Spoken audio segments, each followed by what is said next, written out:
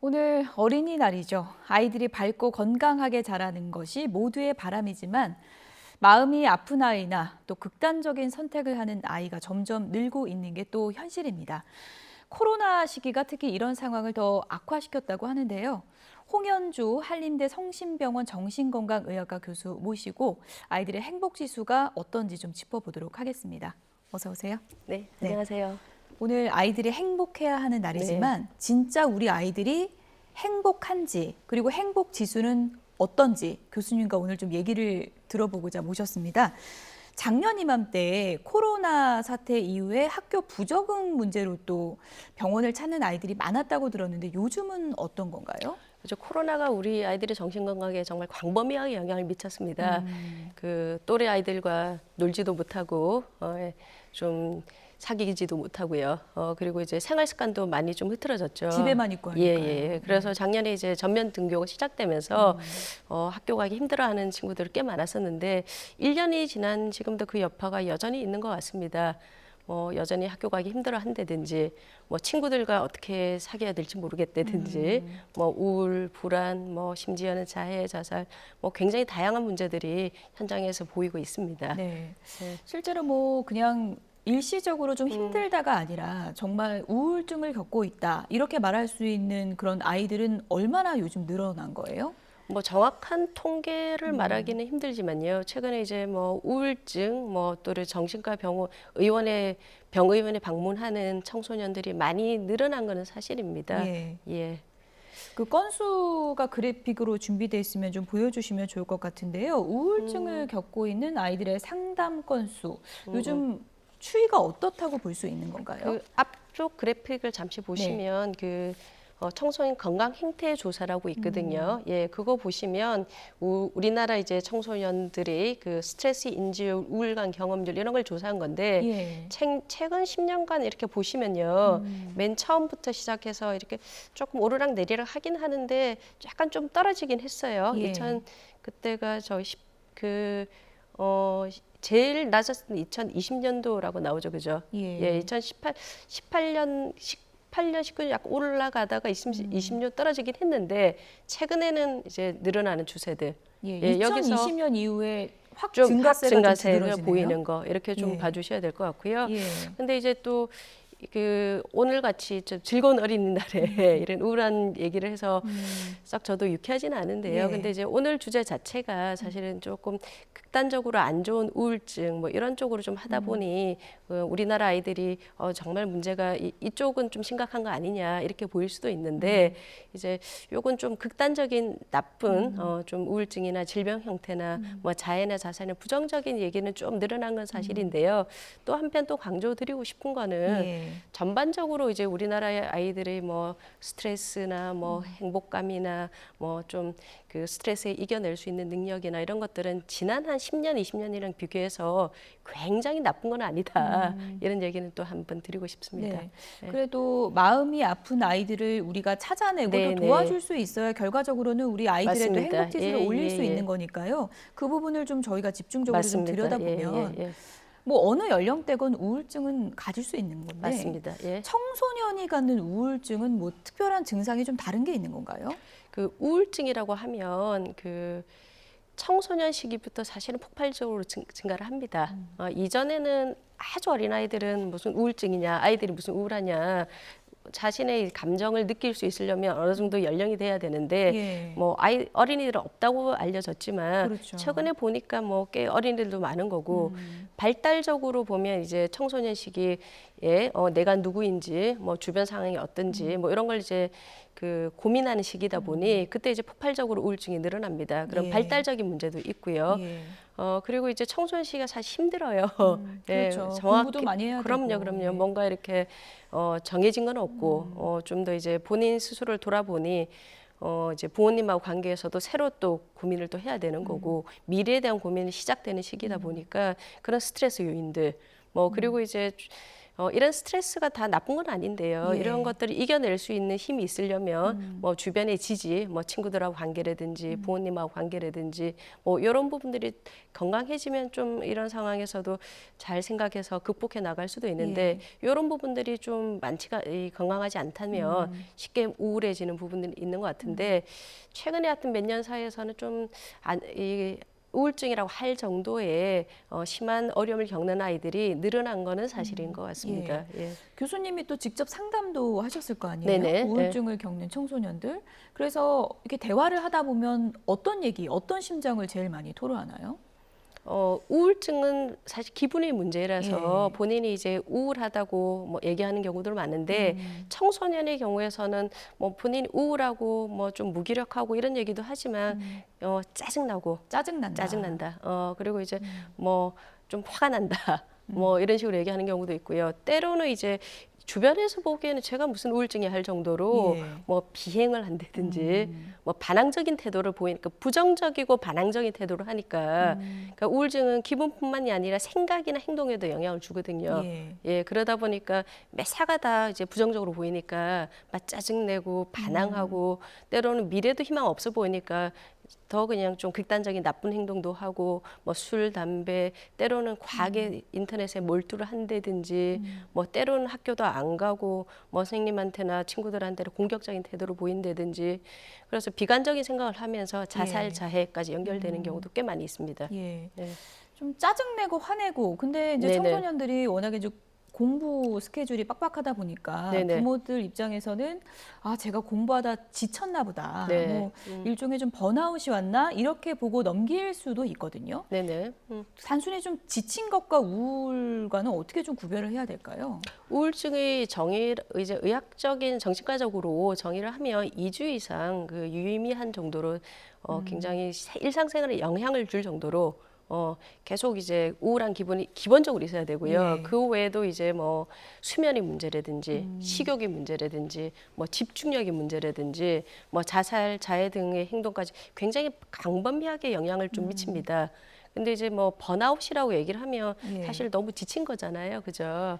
그거는 이제 그런 그 수면이나 뭐 이런 식이까지 문제까지는 쉽지는 않고요. 아마 이제 좀 쉬면 좀 나아지는 좀 휴식을 취하고 예. 좀 주변을 좀 이게 좀 본인을 좀 돌보고 그러면 이제 회복이 되는데 네. 우울증의 상태는 그런 식의 이제 좀 쉬고 뭐 좀 그 주변에서 도움을 받고 이 정도로서 좋아지진 않아요. 조금 예. 전문적인 도움을 받아야 치료를 해야 좋아지는 상태라고 예. 볼 수가 있습니다. 일단 좀 장기간 그런 증상이 계속되면 좀 그렇죠. 의심을 해보는 게 좋겠다. 2주 이상 증상의 심각도도 심한 정도, 일상생활에 문제가 될 정도로 예. 이렇게 봐야 될 것 같습니다. 근데 이제 많은 학부모들이 그럴 것 같아요. 제가 요즘 사춘기인가 이렇게 그렇죠. 생각할 예, 수도 예, 있잖아요. 예. 그래서 이제 그 부분이 굉장히 어려운데요. 예. 그래서 기분의 문제는 사실은 아까 제가 행동 문제를 잠시 얘기를 하긴 했더라도 많은 경우에서는 기분은 본인만이 느끼는 거거든요. 그래서 아이들한테 물어보면 난 너무너무 우울하고 정말 죽고 싶고 그런데 얘기를 못하고 그냥 겉으로는 친구들하고 굉장히 잘 지내요. 예. 다만 뭐 부모님한테 짜증내고 이러니까 부모님 그 사춘기인가 하고 넘어가는 경우도 많은데 예상외로 그런 친구들이 굉장히 그 심리적인 어려움을 겪으면서 세상에 대해서도 이게 나는 이 생은 끝난 것 같아 뭐 이러면서 하는 부정적인 생각까지 이어지는 경우가 굉장히 많아서 이게 잘 알기가 어려운 부분이 우울증 치료에서 어려운 점 같습니다. 예. 근데 아마 그럴 때는 뭐 미리 판단하지 마시고 사춘기라고 생각하지 마시고 예.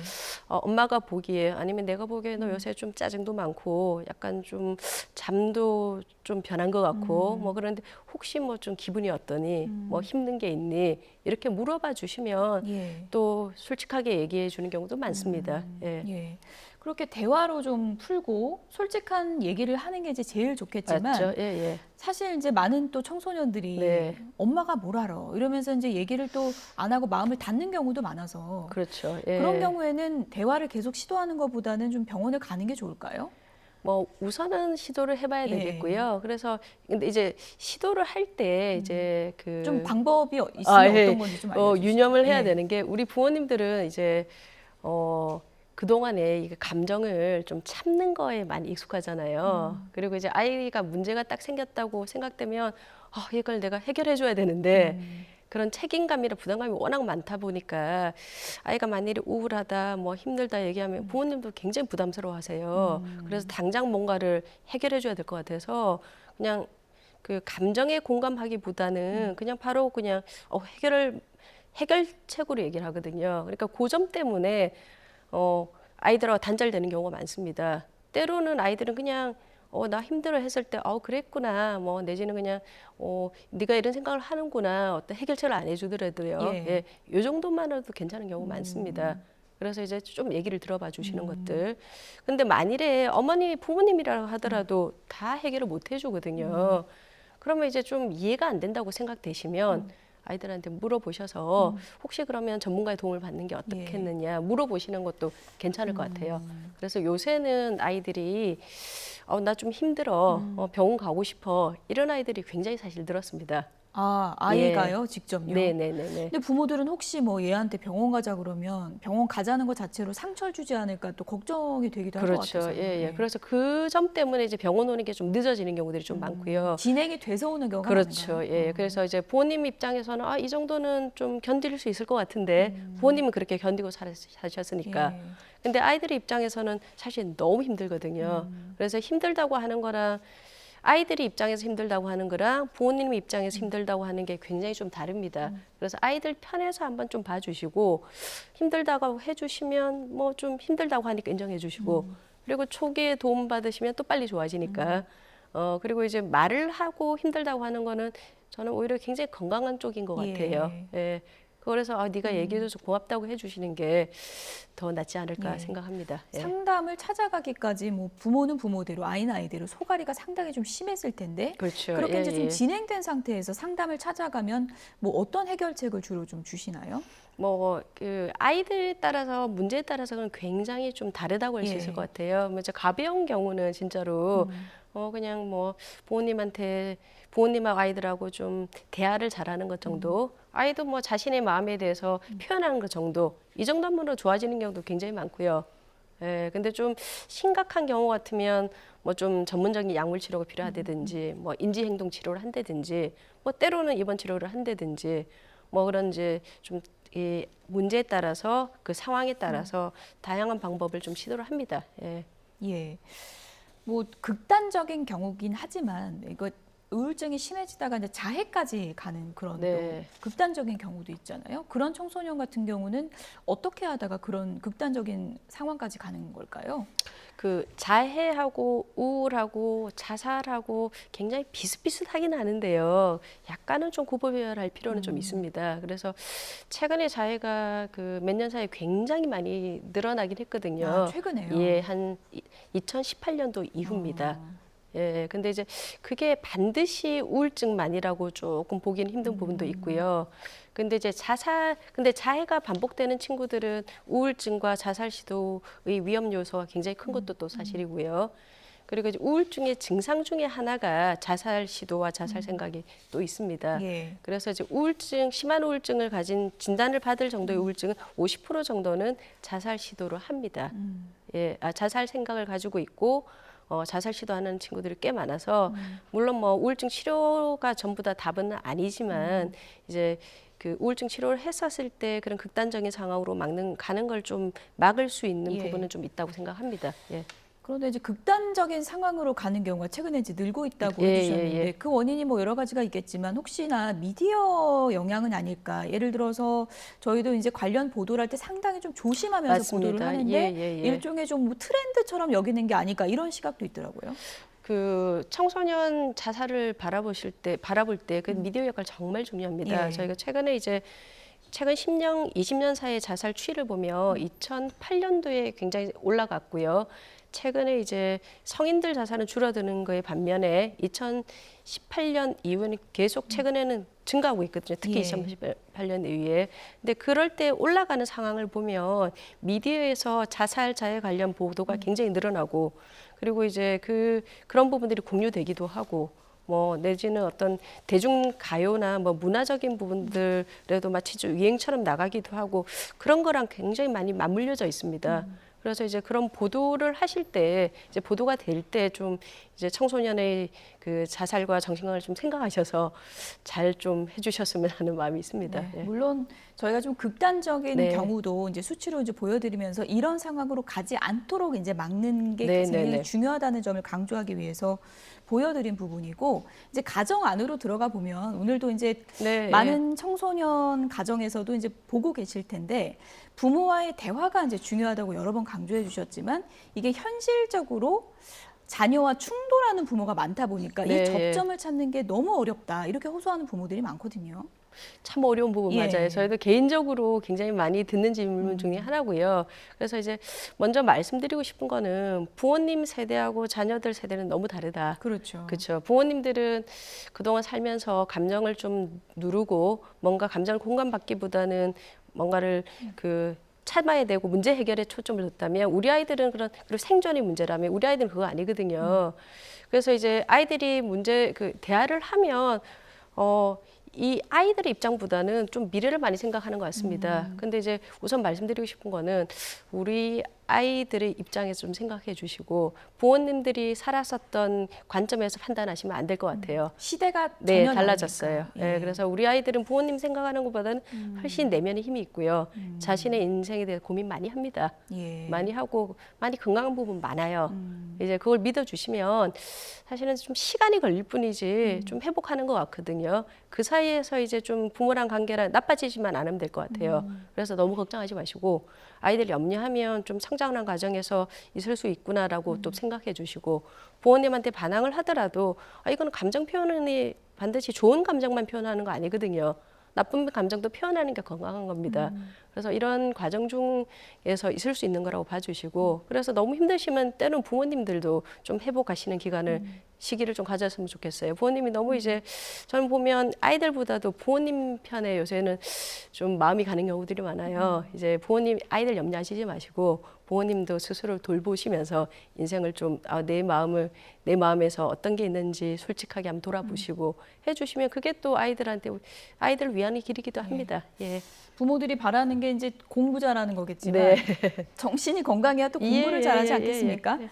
오늘 어린이날이니까 끝으로 이 질문을 드릴게요. 가장 중요한 질문이지 않을까 싶은데 그렇다면 아이들의 행복 지수를 높일 수 있도록 우리가 도와줄 수 있는 게 어떤 게 있을까요? 가정에서. 이렇게 그 부모님의 역할, 가정의 역할이 참 중요한데요. 외사는 그런 어른들의 역할이 많이 좀 줄은 것 같습니다. 그래서 앞서도 말씀드렸지만 어른들이라고 해서 부담을 너무 가지지 마시고 예, 아이들을 좀 얘기를 하다 보면 부모님들 많이 성장합니다. 또 재밌어요. 예. 아이들의 얘기를 듣다 예. 보면 그 이해하는 마음으로 좀 대화를 오늘은 한번 시도를 해봤으면 좋겠습니다. 네, 훈계보다는 공감을 많이 예, 하는 예, 예, 그런 예. 대화법이 중요하지 않을까 싶습니다. 아이들을 행복하게 해주자 다짐하는 어린이날이라서 저희가 아이들의 행복 지수를 좀 꼼꼼하게 들여다봤습니다. 오늘 말씀 감사합니다. 홍현주 한림대 성심병원 정신건강의학과 교수였습니다. 고맙습니다. 감사합니다.